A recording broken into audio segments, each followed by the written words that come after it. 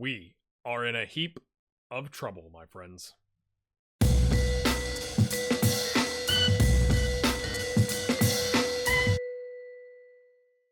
Welcome in, my friends. We're in the relegation zone. It has gone horrifically. I cannot fix it.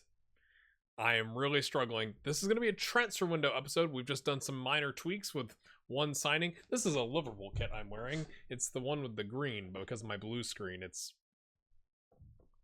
keying out the green. So it looks like I'm wearing some interesting red, white, and black kit. There's a reason I'm wearing a Liverpool kit, my friends. We'll get to that.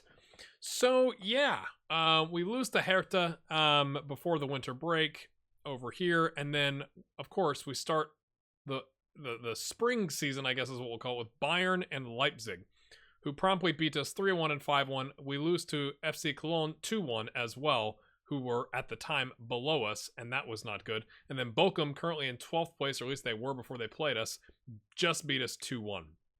I did try playing the 5-2-3 control against Leipzig. As you can see, it went poorly. Our only goal against Bayern came from playing, I think it was against Leipzig. We went gegenpressing in the second half, and we scored, and it was like, yay, 2-1, and then, 2-1, and then they smashed us. So it's not gone well. Let's look at the transfers first, I guess. So first one of the outs, we've sent Kerem out on loan to Hanover. He's on an important player contract, left back position. We're not caring if it's a fullback or a wing back or any of those things.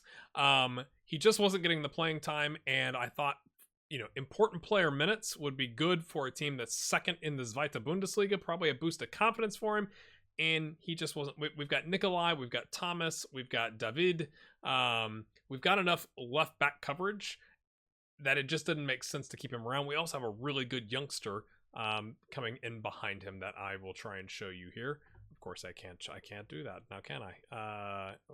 Because it's comparing him as a midfielder left, which is not really what we're all about at the moment. But I thought it was good. They're paying whatever. They're paying nothing. I just wanted to get him out on loan. Really, it was like, get him some playing time. He needs it to develop. We've also sent Feller out on loan. If he develops, we'll offer him a contract extension. Otherwise, it's just helping lower the wage budget. He's gone to Sandhausen. They're paying a portion of his wages, like a little bit more than 50% is what it is. We have sold Marvin. Marvelous Marvin, I think is what the comments were calling him. We sold him for 1.2 up front with another 1.2 over 2 installments. So 2.4 million for a player that we paid 500 grand for. It's a risky move, to be fair. He'd given us 4 goals in 2 starts and 8 subs, so that's quite nice. With an assist on a 705. He did well in the cup. He didn't do so hot Continental, but he only had I guess at this point 18 months left on his contract. He wasn't really going to get, I don't think, that much better. He's really aggressive, so he's great for the pressing forward, but the scouting report said he was a Zweite Bundesliga player, and it just seemed like a good time to cash in. Because we've signed Divock Origi. Oh no, I'm afraid Pekka Wickerman in the comments and in the Discord is going to unsubscribe and all that jazz. I think he's worth it. Now, some key things here. I went, okay, he's better than Marvin. Now, he's not as aggressive, okay, but he's got the first touch, he's got dribbling, finishing, flair, 6'1". He can't play the 10, but he's not bad. Juve got him on a free where he only played 3 times on a 6.8, so it's kind of hard to tell what level he would be at. But at Napoli, he did a 6.85, but mostly as a sub. You're at 6 starts, 22 subs, 5 goals. That's not a bad little return. Of course, Juve gets him on a free and is sold into us for 9.75 million. Here is what I'm thinking with Divock Origi, okay? And I know we're paying him 100 grand a week. I know. You're like, what? I wanted to have a little bit of fun. Maybe I'm just getting a little loose over the holiday season. I'm too relaxed. Maybe that's what it is as I'm recording this. But my thinking here is, on the left, he's better than Almoez. Not by much, but he's better. He's got a little bit better physicals. His first touch is better. Even though Divock's aggression is poor, it's better than Almoez. Almoez has a contract release clause of 6 million, and as you can see, 4.6 to 6 million. He was on star player. We literally just reduced it to regular. And I just, he's done okay, but he's not done amazingly, right? He's done worse this year than last year. That's wrong. He's done slightly better, but I mean, really, 2 more goals over 8 more games is not that great on a 6.83. So the whole team is playing poorly, but it does give us an option. And here's what I'm also thinking. He can also play on the right side as an inside forward, because if we look here at the squad, I'm thinking long term. Now, we may get relegated, and then it doesn't really matter what I was thinking.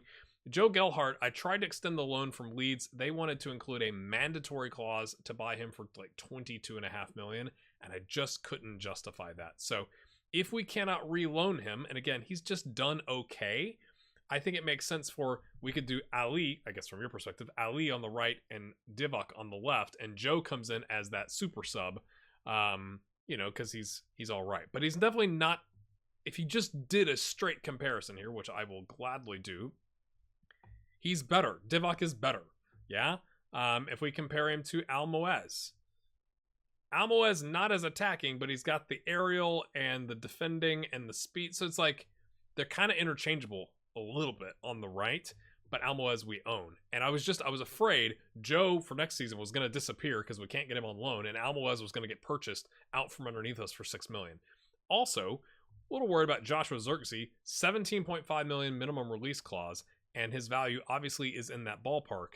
Now, he's not exactly lighting it up. He's got 20 starts and 6 goals, 6.82. So it's not like he's on fire, but you kind of have to plan for these things. Now, here's the benefit with Divock. We have agreed a minimum fee release clause to clubs in the Champions League for 26 million because that's what he wanted. His agent wanted him to have that. So I'm also not gutted. If for some reason he comes in and he's excellent and somebody steals him for 26 million, that will have been good business. And in the meantime, once he beds in, he's been off on training. So I'm sure that surprises none of you, especially those of you in Sweden. And he's only given us it's behind me, the form screen I'll just show you here because it's behind my face. He's given us a 6.68, which also I'm sure surprises no one.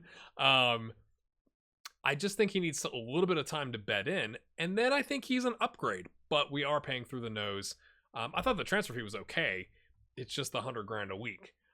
Luka Podolak wants to leave, which is not great. So we've said, no, like I'm not even accepting your transfer request. So we're going to try and appease him. But again, it may not matter if we get relegated. I tried to get rid of Oliver. No one wants him, not even at 20 grand. So we're essentially stuck with him on 12 grand a week. Surplus to requirements. He's never going to play. Leo Vikert, I don't understand this. I don't know if this is a bug or just something dumb with the game. Is still not understanding why I haven't been able to loan him. But he understands it's hard for me. And I'm like, bro, you're not good enough. Nobody wants you. Like, I don't know what you want me to do. Get better. This is Karim. This is the new left back that essentially is replacing. It's weird that we get 2 Karims. He's 17. He's got higher potential than the Karim we just loaned out. And he's an emergency backup. So again, if we suddenly had a slew of injuries, I'd be fine slotting him in, homegrown prospect, yada, yada, yada, off you go. We have registered City Sane for the league because I couldn't find a loan that was worthwhile. Although Hadasher, who, remember, didn't use him, came back and said, oh, we'll give him an important player. No, go take a hike. So he may just end up rotting on our bench, to be honest with you. Yeah, that's kind of where we're at, my friends. It has not been good just look at that. Look at the red donuts. I mean, this one, it doesn't matter. But Arminia Bielefeld, currently 5th in the Bundesliga. They must be legit. Hertha beats us 1-0. Bayern, again, I'm a little, dare I say, hopeful. That's like, okay, we got Bayern out of the way. Essentially, the games in the second half of the season, we've already gotten Bayern and Leipzig.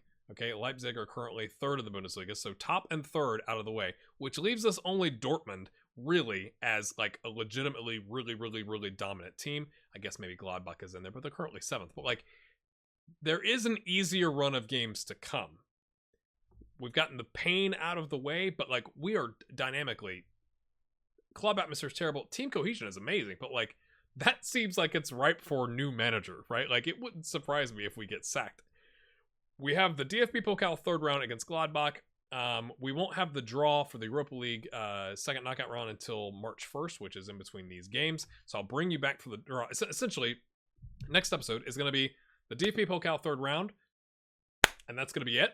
And then the next episode after that, or maybe we do the draw as part of that if I have time to get to it. The draw, and then the next episode after that will be the Europa League second knockout round, and then it's like we have to survive. So that's. I don't think this is going to be a super long episode, maybe about 10 minutes. I'm not sure. We'll find out when I'm doing my editing, but